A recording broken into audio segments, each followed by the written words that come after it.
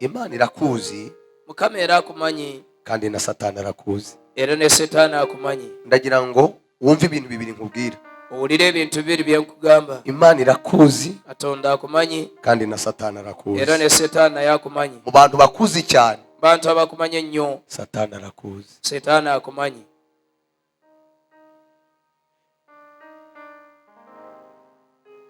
Hari ubwo obutari umurokore, Osobola okuba obutararokoka, nga tonalokoka ariko akakwitegereza akareba icyo uzabamo. era nakwetegereza n'alaba ky'ogenda okubeera enkya. Azi umugisha ukuriho, Amanyi omukisa oguli ku azi bulamu, ubupfu bukuriho, amanyi okufa okuli ku azi bulamu, ubwenge bukuriho, amanyi amagezi kandi muri gahunda ye ate mu si yo kuguha ubwenge, si yakuwa amagezi ahubwo arashaka kuguha ubupfu. naye ayagala kuwa kufa.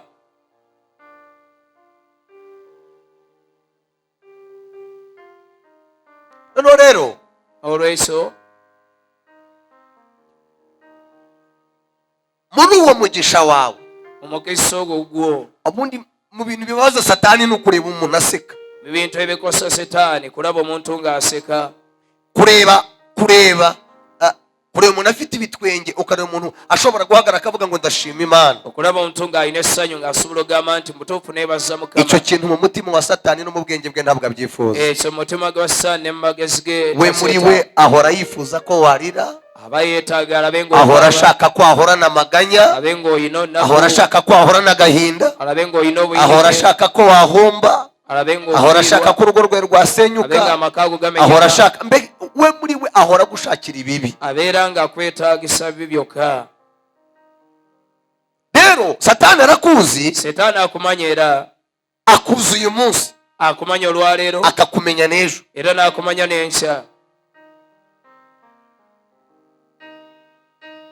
Hari ubwo akureba akara ngo nubwo uyu nguyu atarokotse, Waliwo lwakulaba n'akugamba nti ono akavuga ngo ariko uyu nguyu niwe uzatabara umuryango wa se, ono yagenda okuyamba famire ya kitaawe, ariho umugisha watuma urugo rwa se rugarukaho, aliko omukisa gusobola okuleetera amaka ga kitaawe ne gabeerawo, akagutangira kare, era n'akutandika bukyali.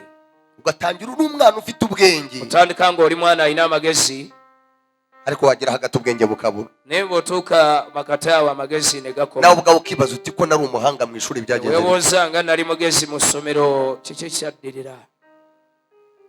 Naho nta kindi, Nga tewali kirala. umwanzi yamenye icyo uzakorera umuryango wawe. Omulabe yamanya ky'ogenda okuba ng'oyamba famire yo.